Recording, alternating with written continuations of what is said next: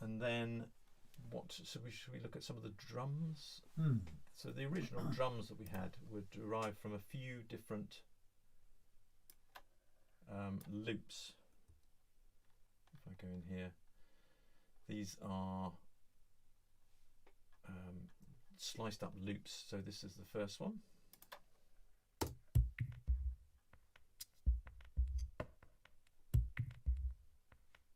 So I think it's a loop that was originally set to play at a faster tempo, 110 BPM I think, and we slowed it down to 63.385, that highly common tempo, and it's given it the samples have all spaced out and given it a sort of glitchy, gappy sort of feel that's quite nice.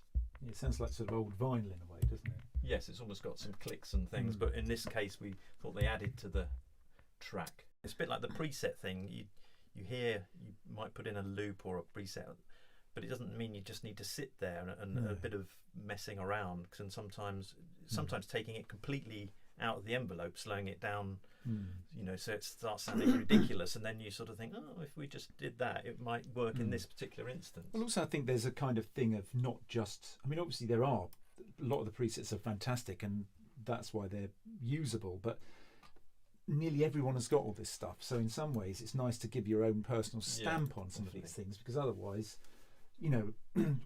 you hear a sound as a musician or a producer and you think, oh, I know exactly what synth that's come from, I know exactly what, and even if it's just slightly different, I think it gives you possibly the edge, to just make it sound as if it's one of your things rather than just everyone else's, even though it obviously is everyone else's as well.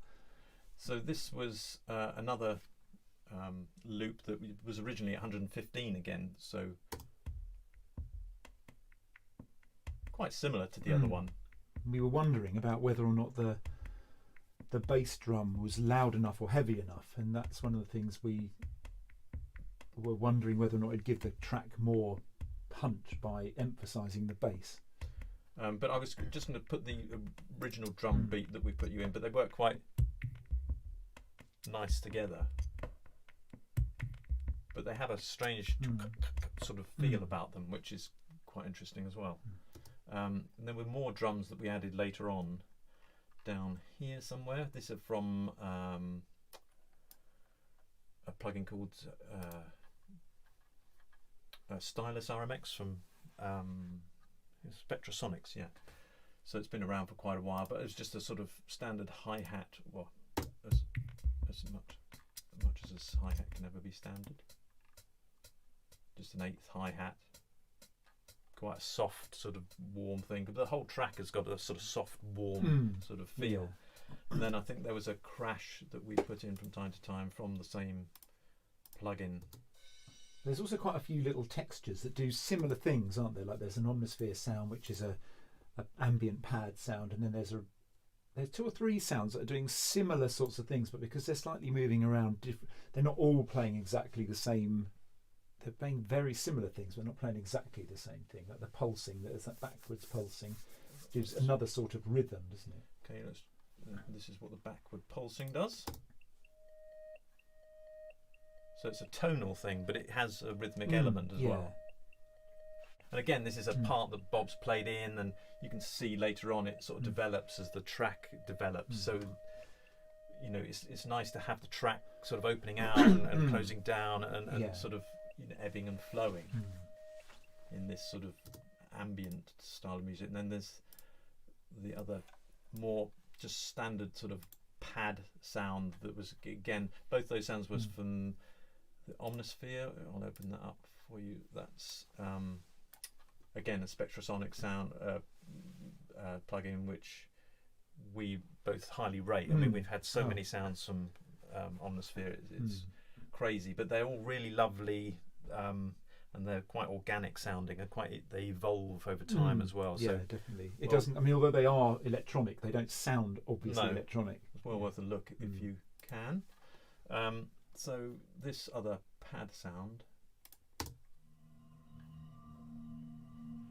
again, quite a nice.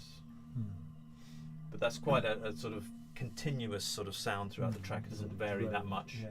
Just gives you almost an ambience. Yeah. But then even if you just put the first part in again, and hear how different it sounds. It gives it a tuning, doesn't it? Yes. Also expands it seemingly. This is another omnisphere sound. Again, I think this is one that we've. If I take bring that over there. So if I take the plugins off, I think it's just a guitar sample from the Omnisphere, but we've put a guitar processor. This is just the standard one from Cubase, and then also another favourite of mine is the Fab Filter Volcano 2, and that is we've got a sort of bandpass filter on here that's being automated and slowly getting brighter and brighter. So again, there's this thing of trying to evolve the track as you go through. So you can see that moving very, very, very slowly. So if we put those, oh yes, so you can see it's much brighter than it was earlier in the track.